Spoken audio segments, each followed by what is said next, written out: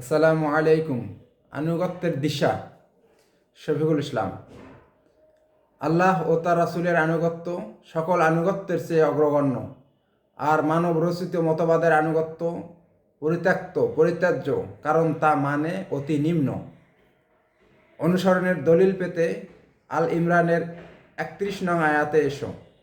সেখানে বলা আছে, হে নবী, আপনি বলে দিন, যদি তোমরা প্রকৃতই আল্লাহকে ভালোবাসো তবে আমার মতো করেই করো অনুসরণ, যা আমার উপর হয়েছে অর্পণ, জীবন বিধান। তাহলে স্বয়ং আল্লাহ তোমাদের ভালোবাসবেন এবং তিনি তোমাদের গুনাহসমূহ ক্ষমা করে দিবেন, কেননা ক্ষমাশীল ও দয়ালু হিসেবে আল্লাহই মহান। পেতে আনুগত্যের দিশা দেখুন আয়াত ৮০ সূরা নিসা। যে ব্যক্তি রাসূলের আনুগত্য করল, সে ব্যক্তি আল্লাহরই আনুগত্য করল।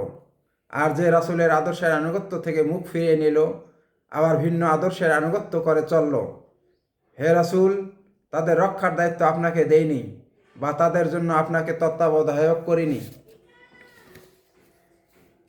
কিরূপ অবস্থা হবে আনুগত্যহীন জাতির দেখুন আয়াত ৬৩ সূরা নূর।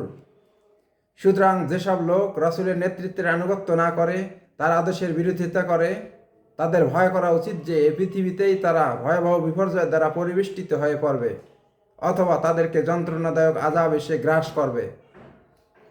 সিদ্ধান্তের ব্যাপারে স্পষ্ট নির্দেশ, সূরা সদ আয়াত ২৬। নিজেদের নফসের কামনা বাসনার অনুসরণ করো না, এরূপ করলে পথভ্রান্ত হবে, আল্লাহর রাস্তায় থাকতে পারবা না।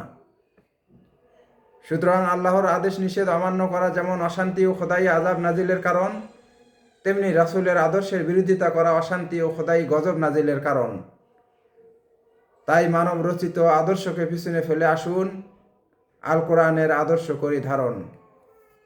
আসসালামু আলাইকুম।